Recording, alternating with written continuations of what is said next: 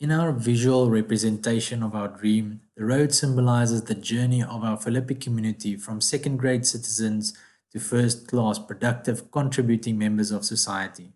In our vision, the food hub will be the driver and heart of local food life, where the local community recreate and connect to their community's roots, with both inward and outward flows which drive progress to show the evolution of the household's journey from being able to be nourished and have enough micronutrients for the household to feed, having enough calories and micronutrients, eventually to flourishing, thriving individuals, families, and communities.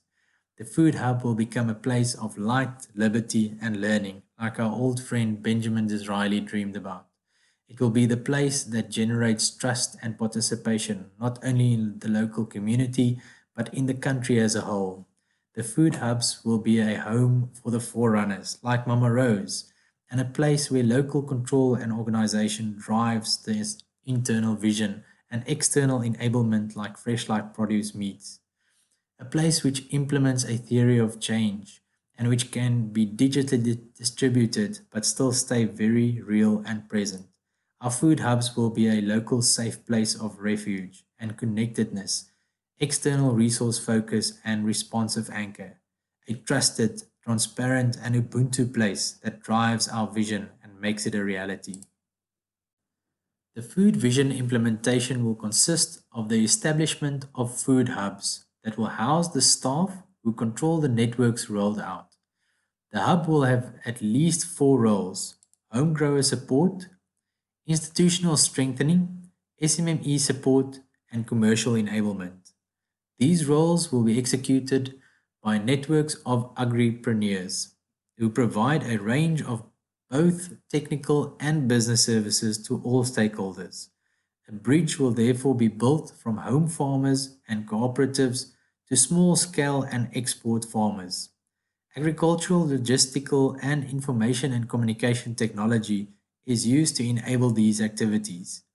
The understanding of the catalyzing effect of home farmers and cooperative success and the motivational effect of small scale and commercial farming success highlights the need for an underlying systems model to guide the design and implementation of the network of organizations, people, and technology indicated above. This has led to the POET model.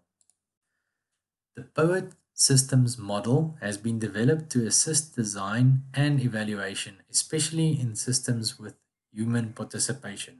It consists of three main subsystems: the people subsystem that deals with human behavior, the organization subsystem that deals with system control, and the environment and technology subsystem that deals with tooling. The people subsystem finds itself within societal landscape. The organization subsystem finds itself within an economic landscape, and the environment and technology subsystem finds itself within a resource context.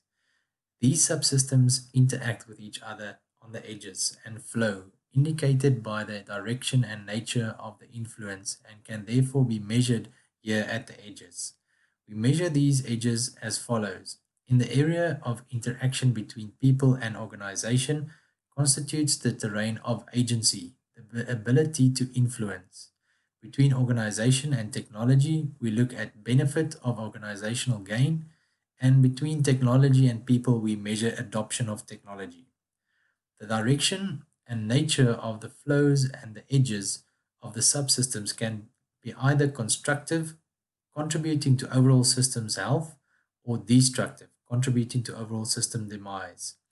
In the agency space, we can therefore find the co-creation by people or the domination of people by the system.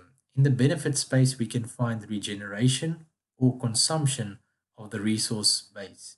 In the power space, we can find either enabling or enslaving of people, which has an eventual positive or negative effect on the performance of the system as a whole.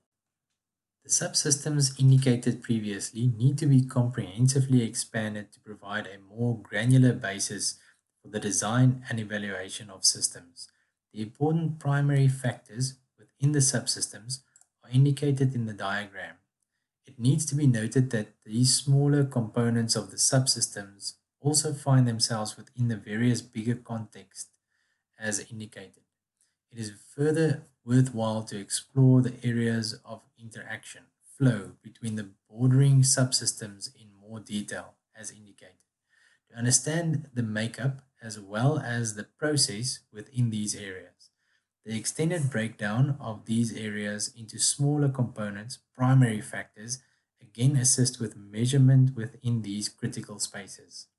It is finally important to understand the contribution of the primary factors, inputs, within the subsystems towards secondary factors or outputs in the complex core of the system where all subsystems are interaction, mutual influencing. If one keeps in mind the various flow possibilities discussed previously, it should be clear that all the various interactions at subsystem as well as primary and secondary factor levels contribute positively or negatively to the final tertiary outcomes of the whole system.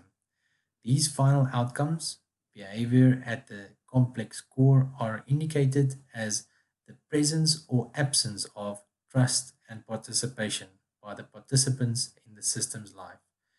Trust and participation are therefore seen as essential readiness conditions to contribute to the final thinking and doing change required to change the state of the whole system. Viewing the poet systems model from another perspective in tabular format enables perspectives which can assist in the use of the model either for design and build to or evaluation and analysis purposes. The tabular view enables us to see the use of the model in assisting design activities if viewed from left to right. This tabular view of the model then also assists evaluation activities if viewed primarily from right to left.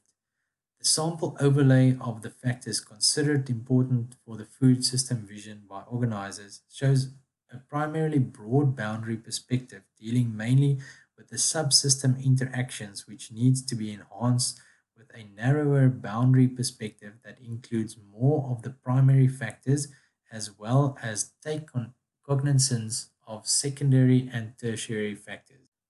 The practical application of the Poet systems model to real world systems design and implementation needs to be supported by an appropriate theory of change.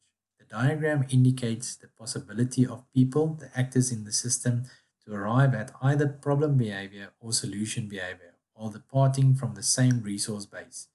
These differing outcomes or behavior can mostly be ascribed to differing mindsets or views of the world embedded in the value systems of the human capital, the people in the system.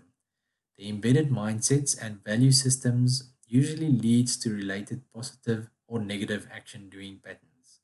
Our people focused theory of change follows a pull, promote, and push approach as indicated in that presentation. It needs to be emphasized that, at least in developing economies and deprived community settings, the pulling, promoting, and pushing needs to be happening at the same time to contribute to the desired solution tree scenario.